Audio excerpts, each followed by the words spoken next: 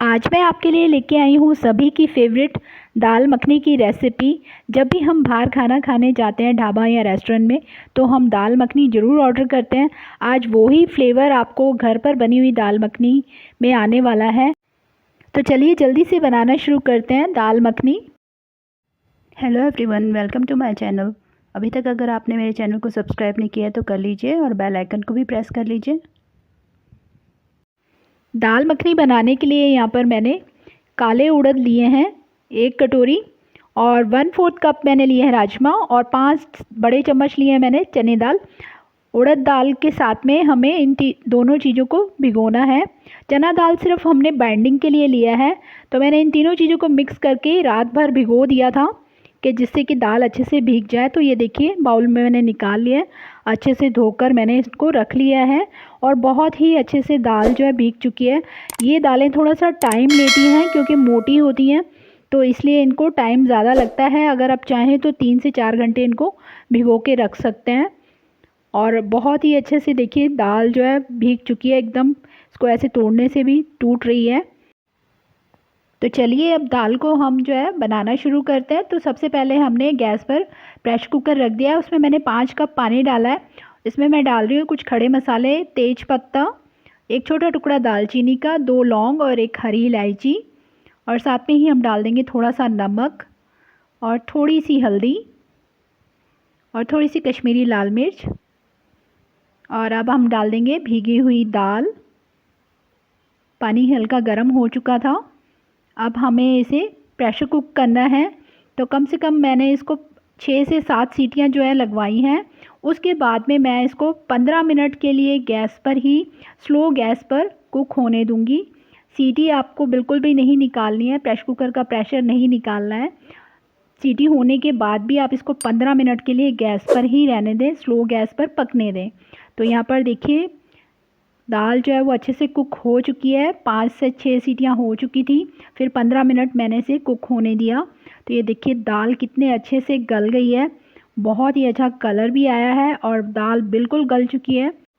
अब आप इसे थोड़ा सा स्पैचुला से ही अच्छे से घुमाकर थोड़ी सी दाल को मैश कर लीजिए अच्छे से। दाल बिल्कुल सॉफ्ट हो चुकी है। अगर आपको मेरी बनाई हुई रेसिपीज़ अच्छी लगती हैं तो प्लीज़ मेरे वीडियोस को लाइक और शेयर करें, और मेरे चैनल पर पहली बार हैं तो चैनल को सब्सक्राइब ज़रूर कर लें और बेल आइकन को प्रेस करना ना भूलें, जिससे कि मेरे हर वीडियो की नोटिफिकेशन सबसे पहले आपको मिल सके।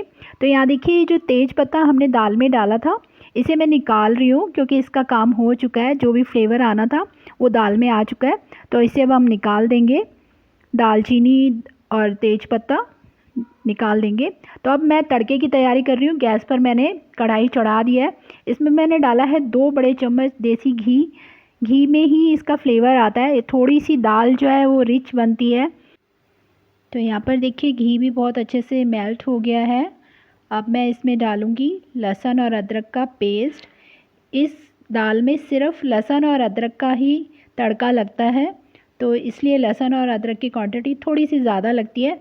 तो यहाँ पर मैंने 2 बड़े चम्मच जो है लहसुन और अदरक का पेस्ट लिया है, और इसे हम डाल देंगे घी में और भूनेंगे अच्छे से। गैस जो है स्लो रखिएगा क्योंकि लहसुन और अदरक जल्दी ब्राउन हो जाता है, तो इसलिए हमें ध्यान रखना है तड़के का, क्योंकि हमें इसको ब्राउन नहीं करना है, सिर्फ पकाना है कि एक अच्छा सा फ्लेवर आने लग जाए तड़के में। तो इसलिए गैस को स्लो रख के ही तड़के को भूनिए। तो यहाँ पर देखिए लहसुन अच्छे से भुन चुका है। अब मैं इसमें डाल रही हूँ कश्मीरी लाल मिर्च। 1 बड़ा चम्मच मैंने इसमें कश्मीरी लाल मिर्च डाला है। इस दाल में हल्दी नहीं जाती है, तो इसीलिए कश्मीरी लाल मिर्च से ही अच्छा कलर आता है। और यहाँ मैं डाल रही हूँ 3 बड़े टमाटरों की प्यूरी, जिन्हें मैंने मिक्सर ग्राइंडर में डालकर अच्छे से प्यूरी बना लिया था। और अब इसको डालकर हमें तड़के को बहुत अच्छे से पकाना है, जिससे कि टमाटर जो है वो बहुत अच्छे से गल जाए। तो इसमें ही साथ में मैं डाल रही हूँ आधा चम्मच नमक। नमक आप अपने टेस्ट के अकॉर्डिंगली रख सकते हैं, क्योंकि हमने दाल को बॉईल करते वक्त भी नमक डाला है। तो यहाँ पर देखिए टमाटर को बहुत अच्छे से मैं पका रही हूँ, जिससे कि तड़का बहुत अच्छे से पक जाए। तो यहाँ देखिए लगभग मुझे 5 मिनट हो चुके हैं स्लो गैस पर तड़के को पकाते हुए। बहुत अच्छे से तड़का जो है पक चुका है, ऑयल भी रिलीज़ कर दिया तड़के ने। अब हम इसमें डाल देंगे दाल जो हमने निकाल कर रख ली थी एक अलग बाउल में। और बहुत अच्छे से मैश भी कर ली थी। अभी हमें दाल को और स्लो गैस पर कुक करना है, तभी जाकर इसमें बिल्कुल दाल मखनी का जो क्रीमी टेस्ट होता है वो आएगा। तो यहाँ पर देखिए दाल को कुक होते हुए 10 मिनट हो चुके हैं, बिल्कुल स्लो गैस पर। गैस जो है वो तेज़ नहीं करनी है, बिल्कुल स्लो गैस पर ही हमें इसे कुक करना है। तो यहाँ पर अब मैं डाल दूँगी इसमें 1 कटोरी दूध डाला है मैंने, जिससे कि हमारी दाल मखनी में जो क्रीमी टेक्सचर है वो आएगा। इसे भी अच्छे से मिक्स कर लेंगे और अभी हमें और कुक करना है दाल को। जितना ज़्यादा दाल बिल्कुल स्लो गैस पर कुक होगी उतनी ही टेस्टी बनेगी।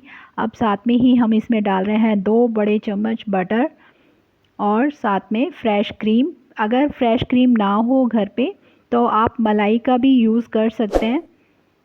तो यहाँ पर मैंने 3 से 4 चम्मच जो है वो फ्रेश क्रीम डाली है और इसे भी अब अच्छे से मिक्स कर देंगे दाल के अंदर। और अभी हमें दाल को और कुक करना है 10 मिनट के लिए, बिल्कुल स्लो गैस पर, जिससे कि जो हमारा बटर और क्रीम है वो दाल के साथ अच्छे से मिक्स हो जाए और बिल्कुल क्रीमी टेस्ट आ जाए दाल के अंदर। इसी तरह से ढाबा या रेस्टोरेंट पे दाल को धीमी आंच पर घंटों पकाया जाता है, इसीलिए दाल मखनी का टेस्ट हमें अच्छा लगता है, क्योंकि इसको स्लो कुक किया जाता है। इससे ही इसमें जो टेस्ट है वो बढ़ जाता है। तो यहाँ पर मैं डाल रही हूँ कसूरी मेथी, जिसे मैंने रोस्ट करके रखा हुआ था तवे पे, और इस तरह से हाथ से मसल कर इसको डाल देंगे दाल में। और ये मेन इंग्रेडिएंट्स है इस दाल का, इससे ही आपकी दाल में बिल्कुल ढाबा और रेस्टोरेंट का फ्लेवर आएगा। इसे ज़रूर डालिएगा। डालकर इस तरह से मिक्स कर देंगे और अभी 5 मिनट हम और कुक करेंगे इसको। और इस पर मैं डाल दूँगी घी में कश्मीरी लाल मिर्च डालकर मैंने इसका एक तड़का तैयार किया था, रोगन कहते हैं जिसे, वो मैंने इस पे डाला है थोड़ा सा। तो उसे भी मिक्स कर देंगे इसमें दाल में इस तरह से। लीजिए हमारी दाल मखनी जो है तैयार है, बिल्कुल रेस्टोरेंट और ढाबा स्टाइल। अब इसे बाउल में निकाल लेते हैं, सर्विंग बाउल में। तो यहाँ पर देखिए मैंने इसको सर्विंग बाउल में निकाल लिया है और मैं इस पर और थोड़ा सा वाइट बटर डाल रही हूँ और इसे फ्रेश क्रीम के साथ में मैं थोड़ा सा गार्निश करूँगी। आप इसे राइस, चपाती, नान किसी के साथ भी सर्व कीजिए, बहुत टेस्टी लगती है। और एक बार ज़रूर बना कर देखिएगा घर पर, बिल्कुल आपको रेस्टोरेंट और ढाबा का टेस्ट जो है वो घर की दाल में आने वाला है।